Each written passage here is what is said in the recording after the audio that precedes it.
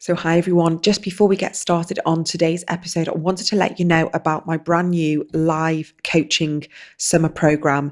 It's happening over June, July and August. It's 4 different sessions and this is for you if you would like to be able to ask me anything. I'm there to do some group coaching, answer questions, give you some guidance, help you feel a bit more empowered, enlightened about your recent ADHD diagnosis. So this is there for you to help you build your awareness. And as routines sort of tend to go out the window over summer, these are just ad hoc coaching sessions for a group where you can come in and you can listen to other people ask questions, or you can ask questions yourself. Now, as you know, I'm not a licensed therapist. I am a coach. So I'm not there to give you medication advice, but I am able to help you with lifestyle advice if you are interested in changing careers, if you're looking for a more spiritual take on the way you live your life with this new chapter of ADHD. So I'm really looking forward to this. It's 4 different sessions. It's £144 for the 4 live group coaching sessions, which is a really fantastic opportunity to work with me, ask some questions and connect with other like-minded people. So all the information is on my website. If you just head there, you'll be able to see all the details. And this is all going to be live on Zoom. So this is going to be safe, non-judgmental space where you can really ask those questions and discuss your concerns amongst people who really do get it. And I'm hoping to be able to offer you as much practical, emotional and spiritual tools and practices so you can apply straight away to your daily life. All the details are on my website, ADHDwomenswellbeing.co.uk, and I really look forward to seeing you then. And here is today's episode. Welcome to the ADHD Women's Wellbeing podcast. I'm Kate Moore-Youssef and I'm a wellbeing and lifestyle coach, EFT practitioner, mum to 4 kids and passionate about helping more women to understand and accept their amazing ADHD brains. After speaking to many women just like me and probably you, I know there is a need for more health and lifestyle support for women newly diagnosed with ADHD. In these conversations, you'll learn from insightful guests, hear new findings and discover powerful perspectives and lifestyle tools to enable you to live your most fulfilled, calm and purposeful life wherever you are on your ADHD journey. Here's today's episode. I'm absolutely delighted to bring today's podcast to you. And this is a conversation that's very close to my heart. This is a conversation about my own personal learnings and what has been driving me spiritually over the past few months, but really over the past decade, because this is a concept that I have been learning about and blending in with a lot of my coaching and my personal kind of growth and expansion. And we're talking about Kabbalah. Now, today I've got David Giham. Now, David is a world-class Kabbalah teacher, and his life has encompassed over 20,000 hours of personal, spiritual, and entrepreneurial coaching, and 1,000 seminars given utilizing this amazing universal wisdom of Kabbalah. If you don't know anything about Kabbalah, it's really worth maybe doing a little bit of research yourself, but essentially it's a universal wisdom, it's spiritual technology, it's thousands of years old, and it blends together so many different concepts that you may know about in different religions, but really this is not about religion. This is all about spiritual understanding, growth, expansion, leaning into the light and really fulfilling yourself and your purpose and understanding the why of life, understanding you, understanding why you are here and what you are here to contribute. So he has got an amazing masterclass, which is called Kabbalah One. And he also hosts one of the world's top spiritual podcasts called The Weekly Energy Boost, something that I listen to pretty much every week. And he has a very successful business also that he co-owns and he is co-founded with his wife, Mary Ruth. It's Mary Ruth's Organics. And it's category leader in vegan liquid vitamins and gummies and is a trusted brand amongst millions of parents in the kids' health nationwide.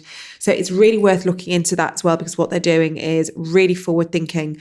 You'll see that David is a human being just like you and I, and we really blend the conversation of understanding all this spiritual growth, the wisdom, with the understanding of ADHD and later diagnoses in life. So I really hope you enjoy this conversation. It's definitely a little bit more left field, but as you probably know by now, I'm very into my spirituality, and it has really helped me process everything that I've gone through and understand my brain, my nervous system, why I'm here, my purpose, my service, everything. It means so much to me. So I really hope that today's episode resonates. I'm sort of, feeling a little bit nervous about sharing this because this is really a lot of my personal growth. And if I didn't have this deep foundation, I know I would struggle. So if you know someone that is yearning, who is desperate for more sort of spirituality, more understanding about their soul and the deeper purpose in life, this is the episode for them, for you. I really hope you enjoy it. Here it is. So David Guillaume, welcome to the ADHD Women's Wellbeing podcast. I'm absolutely delighted to have you here. I have listened to you, I said, before off camera, I've listened to you. You have literally been in my ears for the past 3 months because of you and listening to Kabbalah 1, Kabbalah 2 and Kabbalah 3. You've helped me understand this incredible technology, this universal wisdom that has been woven through so much of my coaching practice for many years, but you've helped me solidify it, bring it together. And I wanted to bring Kabbalah to the audience because I believe that it'll connect lots of dots for them. I know they're spiritually open, they're hungry, they want to know more. So for someone that is kind of like, oh, I remember Kabbalah from Madonna back in the 90s, but they've not heard much about it since. Can you give us a little quick ADHD breakdown, nice and concise, what Kabbalah is? Yes. And it's funny, I started studying 25 years ago, right around kind of when the whole world started to hear about it.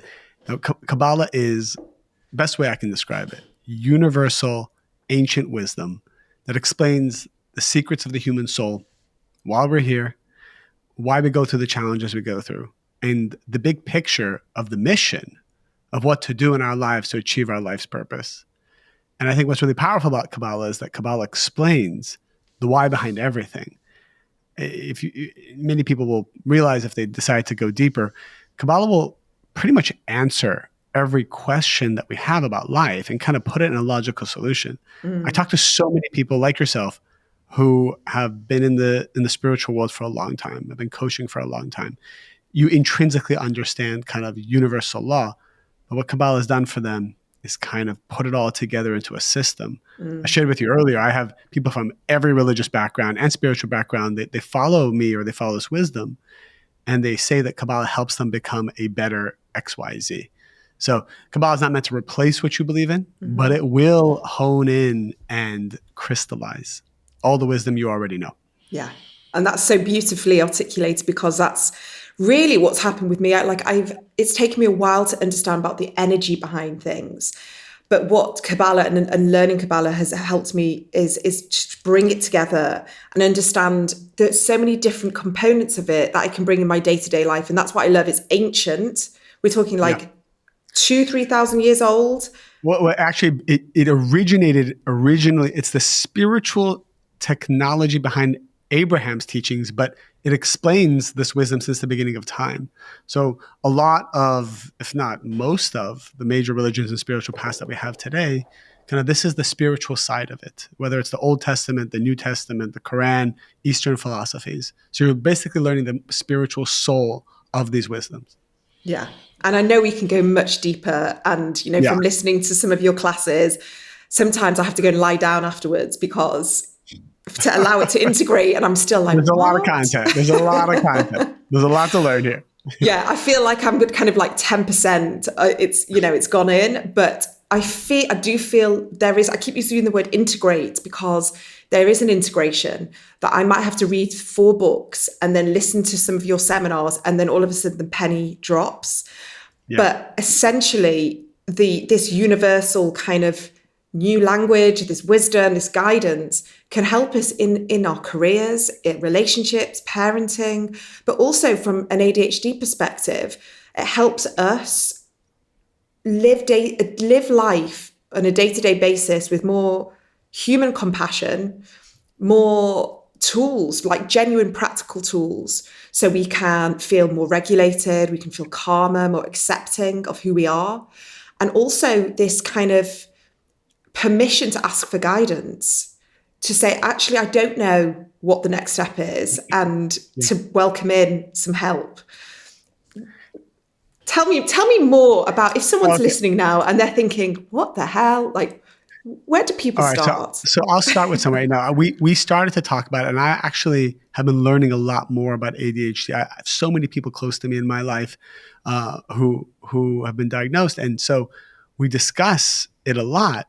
And what I've come to learn with the limited knowledge that I have, and trying to combine it spiritually, ADHD is a superpower. It's a superpower that's almost like a live wire of energy. It's almost like the creator has bestowed upon you this raw, naked energy. And all we need to do, and I like that you use the word regulate, all we need to do is create a vessel for this energy. When you have a vessel for energy, you have miracles. When you don't have a vessel, or you have the wrong vessel for energy, you have chaos and you have bitterness. So, for example, a good one way of looking at it is, imagine a 60-watt bulb. A 60-watt bulb can shine 60 watts of energy, but many people in life often crave 1,000 watts of energy, right? So let's say, for example, in relationships, a person says, I want this kind of a soulmate, or I want this kind of a career. I want to make this kind of money. And they talk about something much bigger than what they have. This represents maybe a desire for 1,000 watts of energy, but their vessel is only a 60-watt bulb. You bring 1,000 watts of energy into a 60-watt bulb and you have a massive short circuit. So Kabbalah, actually, the word Kabbalah means to receive. It literally means the vessel. It's the wisdom of how to create the vessel that holds this energy. ADHD, or really a lot of the times when we feel overwhelmed, is really just the light of the creator. This infinite force that wants to be revealed, this infinite force of goodness that wants to be revealed. And it's asking us to create a vessel for it. And this is why, if you can, and the technology of Kabbalah helps you do that, if you can build your soul to hold this light, then what is often irritability or anxiousness or stress or doubt or fears transforms into compassion and empathy and certainty and courage and drive. And that's really what Kabbalah is teaching. Kabbalah goes further and says every soul that came to this world has a purpose to ultimately receive the totality of the light of the creator. And this light is like the white light. When refracted through a prism, you have many colors. So when you take the light of the creator and you refract it, you have all the types of pleasures and fulfillment that we're looking for. So one color is love, one color is prosperity, one color is friendship, one color is knowing my purpose, or health and healing, having children, right? Everyone's looking for a color. But instead of chasing after these individual colors, Kabbalah says, go to the source. Go to the white, quote unquote, white color, the light of the creator. Bind your soul to that energy. And then the miracles begin to happen. And people say, when they take what you took, the masterclass, my Kabbalah 1, people say, like, within a couple hours, they shift their focus, not from how do I improve my marriage, or how do I get my kids to be a certain way, or how do I look better, feel better. Those are just colors. They start to hone their desire into, how do I bind my soul to the light of the creator? So Kabbalah explains, well, how do you do that? You become like the creator. So Kabbalah explains, well, what are the qualities of the creator? And so one by one, we go through the qualities and we learn how to emulate those qualities. That's the system. That's the structure.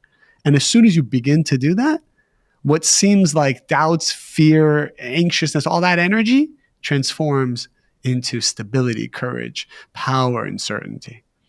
Yeah.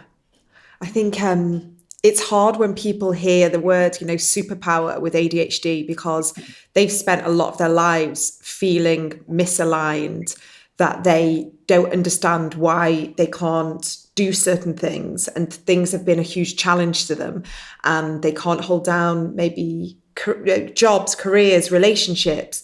And when they get the diagnosis, and I'm speaking on behalf of many of my community, but also from myself, I understand that finally we kind of go, oh, okay. And we go through a bit of a process of grieving that this sort of version of us that kind of spent a lot of time, in self-criticism, in self-doubt, in anger, in this sort of negative energy. and where we can move into this sort of light that you're talking about of self-compassion, self-acceptance, openness, and expansion, like to new opportunities, to growth. And it's interesting because that is the process that we're seeing, that finally we're able to say, this is us, this is who we are. We've been put in a box, we've been put in whatever, if you want to call it, maybe a vessel. I'm not sure if I'm using that in the right way, but we've been put in one vessel that didn't fit us, that didn't suit us. And now we're understanding, we can get, move into a vessel that feels like more soul aligned. And this is why I loved Kabbalah for me, because it's helped me. I've gone through therapy, I've gone through coaching, I've gone through so much. For me, Kabbalah was the one thing that just made me go, oh, it's all going to be okay. Like, it's 100%. Okay. I've heard that so many times. People say, 3 hours of Kabbalah can be equivalent to 10 to 20 years of therapy. And, one of the things that everybody should know who's hearing this is the reason why the creator makes a person a certain way. And I actually made a post about this that just went bonkers on my Instagram. This idea of, if you're the black sheep of the family, what does that mean? I saw that. Often the person who's considered to be the black sheep is the one who's misunderstood, is the one who doesn't fit in, is the one who's a little different. And Kabbalah explains that the black sheep is the person often that is a soul, that is a great soul that is coming down and intentionally not meant to fit in. If everybody fit in and everybody was normalized, we wouldn't have innovation, we wouldn't have progress, we wouldn't have world leaders, we wouldn't have great CEOs or inventors and geniuses. We need people who don't fit in. Now, the challenge becomes when you're given so much power and energy, what to do with it. And it's interesting, you said something. You said, like, as soon as a person becomes diagnosed, there's this relief almost, because there's a level of certainty of, hey, I am different. Now I'm going to accept that. That's number one. Yeah. But number two, I'm here to say, not only are you different, but you're different actually in a really good way. Like, you've been chosen by the creator to create something big in this world. Now, the fact that you don't know what that is, that's okay. That's okay. We're going to earn that. We're going to earn that knowing. But know that you're one of the few chosen people in this world who has the ability and capacity to create something that no one else can create. Now that we know that with certainty, well, how do we get there? How do we harness this power and this energy? So the first thing I would say, and it is this word of certainty. Kabbalah explains that when you don't know what's going to happen, you don't know your future, you don't know when you're going to pay your bills, or you don't know if or when you can even get pregnant, or when you'll find your soulmate, or when this family situation that seems so toxic is going to resolve itself. Like, we all live with a not knowing. At any moment in our lives, there's at least one part of our lives that is confusing and in darkness. And I'm sure our audience can relate to that. Every time you don't know, this is a good sign. This means that the creator is creating miracles for you behind the scenes. The reason why you don't know is you're being asked to put your ego aside so the miraculous energy can go and form and shape this new destiny of yours. The problem is, when we know what to do, when we have complete quote unquote clarity, we get too involved and we begin to limit the process. So that is why before every great thing that has ever happened to your life, and people can go back and look at it, think of every great thing that's ever happened, it was most likely preceded by a time of great darkness and confusion and difficulty. And it is by design that you will be put through this confusion, because this great destiny is being formed for you. Now, when you know that, I'm telling you now, right? I'm telling you what the sages are telling you, that you know that your great destiny is being created. Oh, there's a huge relief. This is analogous to going to the gym. And when you go to the gym and you have a great workout, maybe a workout you haven't had such a great workout in such a long time, the next day you wake up and you feel incredibly sore all over your body. You actually feel weak. You feel tired. You have symptoms of often body aches, like almost like you have a cold. But you're actually feeling really good every time you touch a sore part of your body. Because we have trained ourselves that before a great muscle is formed, before a beautiful body comes, it will be preceded by a weak, broken, and sore body. And that's a good sign. So even biologically, something needs to be broken down before it's rebuilt, and rebuilt better than ever before. And anyone who's listening, you are probably being broken down right now in some part of your life. You're probably going through confusion, and it might even feel personal, and it might even feel like you're being attacked or you're being picked on, or that you've been dealt a bad hand. This is all by design. This is all really divine and beautiful. And your free will here is, if you want to speed up the process of the miracle and you want to have less chaos in that process, have certainty. Have certainty even if you have to fake the certainty. Have certainty in what? Have certainty that the darkness is good. Tell yourself, I have certainty in the light of the Creator. I have certainty in the light of the Creator, and that I know that everything that the Creator does is good. I have complete certainty that even though I don't feel good, I will feel good. I have complete certainty that I already have everything. That's probably the last one is most important one. I have complete certainty that I have everything, even though I don't feel I have everything. Because the law of resonance states that lack attracts lack and abundance attracts abundance. The more you worry about something, the more you feel you're missing something, you attract a lot of other vessels out there, a lot of other empty people, a lot of other empty energy. So before you leave the house, you should meditate that you aren't missing anything. You already have everything, even though you're going outside of your house to go make money and find a relationship or invest in one, and you're looking for something, right? That's why you're leaving your house. But the paradox is, no, leave your house, go engage with the world, but do so with the consciousness of you're already full, you already have everything, and then you'll attract more miracles to you, because miracles are attracted to wholeness, not to lack. That's beautiful. And I think so many people will be listening and resonating, because we will have spent a lifetime overthinking, worrying, in anxiety, anxious thoughts. And neurobiologically, we know with an ADHD brain, we are more prone to worrying, rumination, overthinking. There's a part of our brain that is more, I guess, is stronger in that capacity. There's negativity bias. So Yes. we're having to override neurobiologically, but I have used exactly what you said, because I've learned from you that it's practice every day. And that certainty for me has helped so much, because I've lived so long in self-doubt and this sort of spiral. So these little things, when I say little, incredibly profound, but we can just keep working at that every day, honing in on, I have certainty that even though I don't have the answers now, things are working out in my favor. Things are happening behind the scenes. It's actually a better sign. If things are going well for you, it's not as good of a sign as when it's not working out for you. And the other thing is, when you have anxiety, that is because there's so much energy that we call it your surrounding light. Your light that surrounds you is trying to become your inner light, which is the miracles in our lives.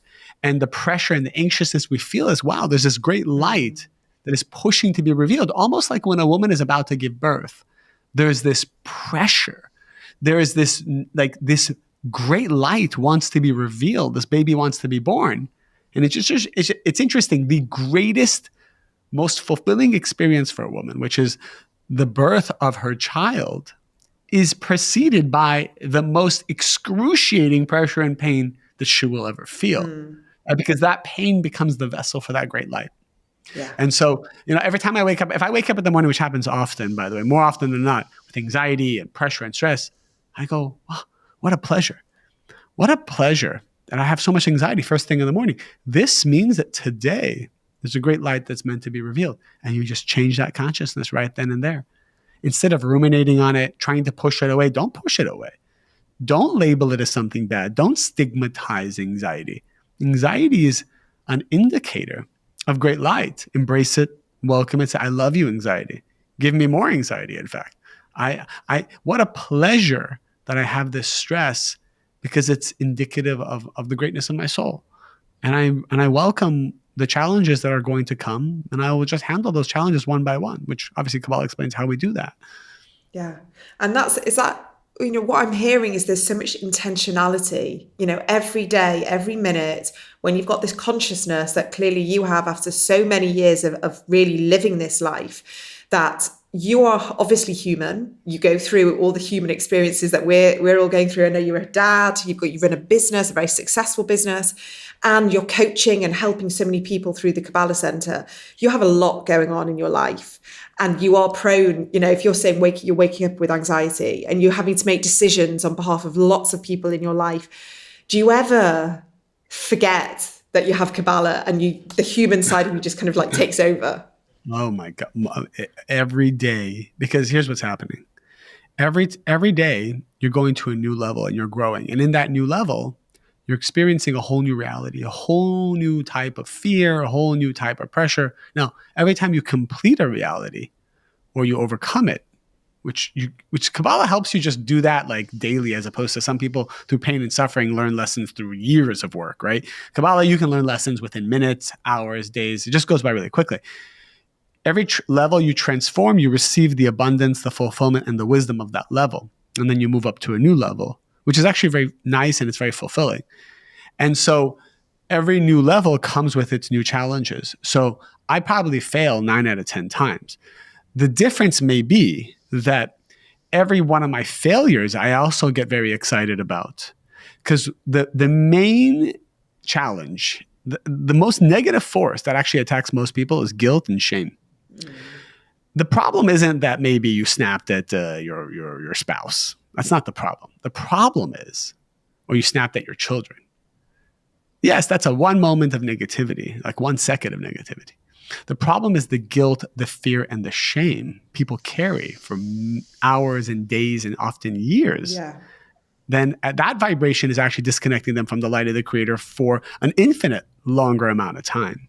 I don't know why I felt called to share this, but I once did a coaching session with a woman who was 70 years old, and she told me, I started to speak about the soul's journey around miscarriages and abortions, and there's a whole lesson I teach about that, and a lot around it is reincarnation, and a woman needs to know this is not her fault. In hindsight, if a woman had a miscarriage, for example, it's because the soul volunteered to come and then leave for the process of elevating you as a woman. And it also means that soul is meant to come back in some way. So not to have sadness, guilt, or fear around it, because that actually delays the soul's coming. But to know that if it was once there, it wants to come again, but the timing was not right. And there was lessons that still needed to be learned. There's a whole special lesson, a lot of secrets around that.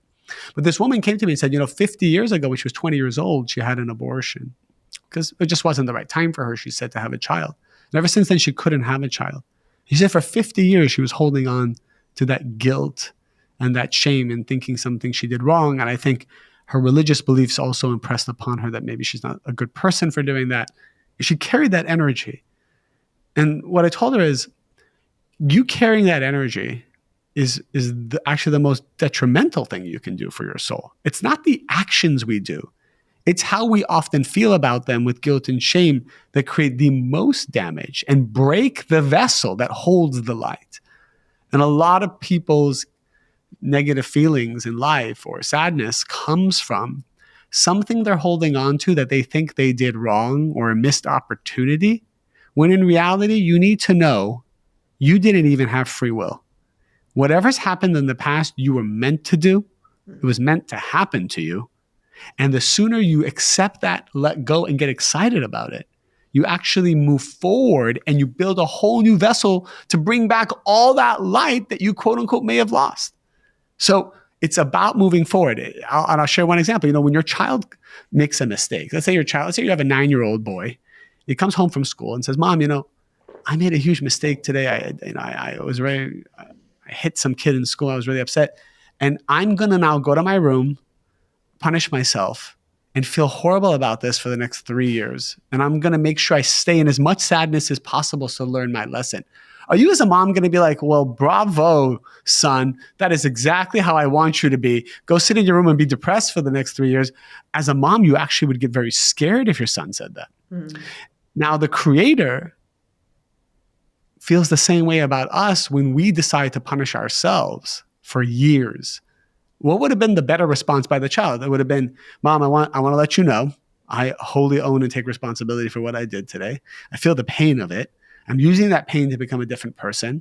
I'm not going to feel guilt and sadness. I'm going to go to my room and really think about how to become better. And I promise you tomorrow, I'm going to be happy. I'm going to be different. And I'm going to go into school as a giver, right? That's what's going to make the parent happy. It's that responsibility plus extreme transformation and happiness.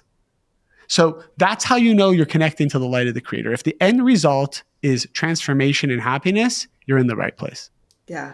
This is why I love it so much, because this wisdom is so applicable to so many areas of our life. And it's so, like we say, it's ancient wisdom, and it's so perfect for this modern world that is throwing absolutely everything at us, at a speed that, many of us can't cope with. And it helps us move away from the chaos that is external. And I hope for me that, and the reasons why I found it so helpful is that it gives me more internal calm. It helps me have this certainty that everything, no matter if I understand it, I don't understand it, is happening for some reason, for my soul's expansion, my growth, to also be of service, to be sharing what we're learning. So I'm learning, and I wanted to bring this to the audience because it's too big, because this is all about growth and expansion. This is about knowledge. It's about, like you say, leaving behind these very dense, heavy energies of guilt and shame, which again, because we've not understood ourselves for so many years, for decades, we've been, I'm going to speak again from, what I hear a lot in the community, workaholics. We've been trying to prove something. We have been working nonstop. We've been trying to portray a version of us that maybe isn't authentic.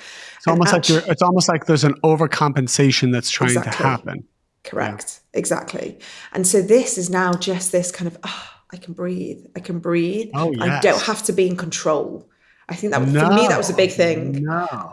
Everyone feels like they need to do it alone, and then they end up working much harder than they need to. And I'm not saying hard work is not part of the spiritual work, right? I'm not saying discipline's not. I'm not saying structure is not. But I'll tell you, what's going to bring you 100x return versus not doing is inviting the creator's energy into your process, is elevating your consciousness to be on the frequency and the vibration of the light of the creator, as Kabbalah explains. And then everything you do will be prosperous. Everything you do will be more successful. Everything you do will yield a bigger and better return. And then also your capacity to receive is very contingent upon your belief system of what you deserve to receive. And so everyone has kind of a ceiling on their wealth, because beyond that amount, whether they're conscious of it or not, they feel they don't deserve. And so that could be $100,000 a year. It could be $1 million. It could be 10 million. Everyone I know, it's very easy for them to make money up to that amount. And then there's chaos. And something happens and they start to sabotage. We see this in relationships too. People who are single for a while, but are also saying that they want to find love, they have these limited belief systems, these competing belief systems, competing desires. On one hand, I want partnership. On the other hand, I want freedom. On one hand, I want to share and give love. On the other hand, I want to focus on my career because I have so much to do. So these competing belief systems confuse the universe. The creator is like, wait a minute, what do you want? Because you're throwing 100 different desires at me and they're all competing with each other. So it's like putting your foot on the gas and having the parking brake on at the same time. Nothing's going to move. So whoever's listening, whatever part of your life is not moving, the first place to look is, what are the competing desires and belief systems you have in that area that are clashing with each other, and as a result, sending a confused and mixed signal to the world. I wanted to ask you about a big part of Kabbalah, which is the tikkun, the correction, however you want to describe it, because that's been a big thing for me to understand what a tikkun is, the correction, the repair that we've all been bestowed in life, that we may have several. And it's almost like that challenge that we have to overcome so we can grow and expand more. You're the professional. Tell us a little bit about understand what tikkun is in Kabbalah.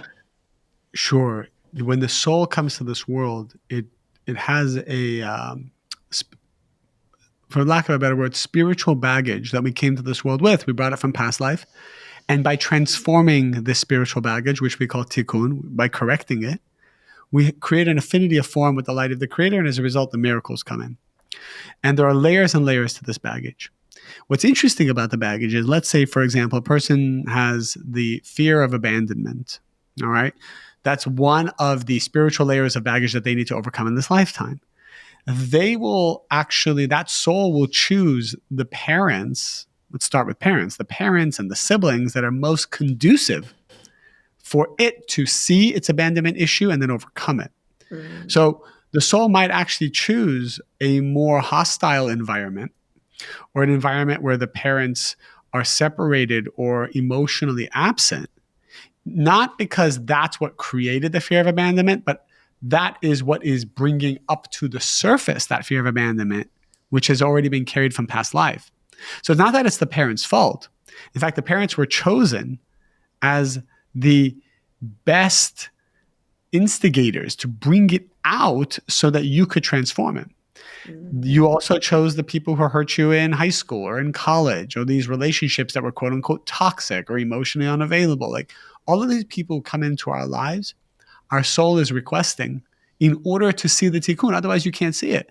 When you go to the dentist, he's going to point out the cavity. He's not going to focus on the 30 or so healthy teeth you have and applaud you and give you an award for it. He's going to be like, look, you came to see me to take an x-ray of your teeth, and I have found the cavity. And you're not going to be like, well, I'm upset with you that you're just focusing on the bad here, and let's move on to my good side. That's not the point of the dentist. And so life, the way it is energetically designed, is it will point at and press on the parts of our soul which are unlike the Creator, so that we can see it, feel it, experience it, and transform it. So I imagine, I don't know what percentage of your audience is in a long-term committed relationship, but one of the things you should know is if you're in one and it's difficult for you, a big part of this difficulty could be because that soul is there to actually show you where to become stronger and transform inside yourself. And by you transforming, one of two things will happen. Either that person will also transform, because you're not allowed to energetically, the Creator won't send you someone who's energetically below you, or that person will leave. But either way, screaming at the other person to change is not what's going to work. The Creator is waiting for you to shift your tikkun, transform your tikkun, thereby shifting your vibration, thereby shifting to a new destiny. And there's a whole new person waiting for you in that destiny. Yeah, so this is kind of like we're talking about, there's a system, and I kind of see it as like levels, and you kind of crack that tikkun, that code, you understand, and you say, right, okay, because there'll always be another challenge, there'll be something else. And it's not like we sort of just get to 50 and be like, we've cracked it all, everything, we're done. There's always going to be, like you say, these mirrors, these people that come in and show us something that we've not uncovered yet, or show us a challenge or a weakness. Correct. Which is kind of hard to swallow a little bit, because we kind of know. But then on the flip side, when we spend so much time questioning, why did I get this parent? Like, why did I get this partner? Why is that friend there, like constantly pushing on my buttons? We can flip that script and kind of go, thank you for almost short-circuiting, for us to kind of just be like, great, I've got it in my face. Yes. I can either say, right, bring it on. Let's kind of really focus in on it and see what we can do to move forwards. Or we carry on with this spiral, which is, I wonder, maybe if it's connected to like these generational cycles that we see. And I think going back to the ADHD, there's so many generations that haven't understood their neurodivergence, and there's been chaos and dysfunction through the generations and the same patterns. And then all of a sudden we go, oh, he's autistic, or she's got ADHD. And that is why she or he has not been able to do X, Y, and Z. And there can be past healing. We can go back and forgive our relatives, but we can almost say, right, I understand now, and we can move forwards. And like we move forwards with more clarity, we move forwards with more certainty. And this is why we find more inner peace after a diagnosis. You know, we understand our neurodivergence and we can soften and relax a little bit. No, go I was just ahead. going We've to got say, a few minutes. Anything you can share. everything you just said is what people will feel as they begin to learn and embark on this spiritual path. Like that sense of knowing and that calmness. By the way, you're going to see the whole playing field. I'm not saying it's going to be easy, right? You still got to play ball, but seeing the whole playing field, turning on the lights, seeing who all the players are and why they're on the field makes the game of life so much more enjoyable. The anxiety goes away. And now it's just about doing the work that I see in front of me. Because I think the biggest pain people have is not even knowing what is the work I need to do. Like there's so many people who are willing to work. Yeah. They want to transform. They want to see miracles. They just don't even know where to begin. This makes it clear. Okay, so people are listening right now and there's a curiosity, there's an interest. This conversation is just like, yes, this is feeding my soul. Where can people find Kabbalah 1, 2, and 3? Tell people where they can hear your podcast. I feel like there's going to be a lot of people that are going to want to hear from you. Sure. First thing I'll tell everybody is, the work I do with Kabbalah and spirituality, I do it all for charity. I do not monetize this. This is all 100%. For the last 25 years, I've been studying. For 20 years, I've been teaching. I think about 8 years ago, they decided to professionally record my most popular course, which is called Kabbalah 1, which is basically 10 hours, 10 one-hour sessions that explain all the secrets to life. So we cover everything on relationships, life's purpose, why your soul's in this world, emotional regulation, overcoming doubts, overcoming fears. Like so much is packed in that one course. They filmed it as a masterclass. And I've asked that it would be a pay what you can model. So you can even pay $1. You can pay whatever you want. And the goal here is that financially no one is impeded from being able to connect to spirituality. And you just go to Kabbalah1.com. So it's KABBALAHONE.com.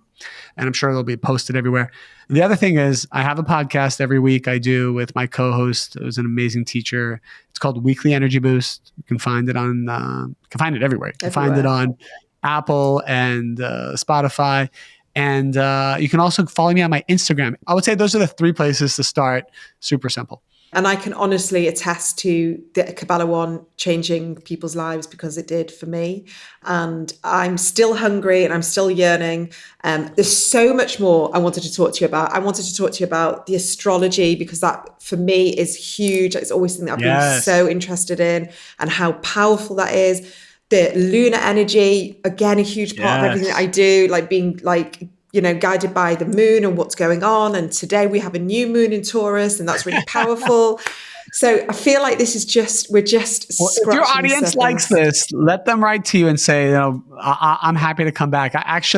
This always happens. We just barely scratched the surface. I've come on 2, 3, 4, 5 times on people's podcasts because if the audience appreciates it and it's really helping you, I'm happy to come back and go deeper into more secrets. Perfect. I'm going to hold you to that if that's okay. David, thank you so, so much. I really appreciate your time and your energy and everything that you're doing because it's life-changing for so many people around this world and it's very much needed. Thank you for having me. I really hope you enjoyed this week's episode. If you did and it resonated with you, I would absolutely love it if you could share on your platforms or maybe leave a review and a rating wherever you listen to your podcasts.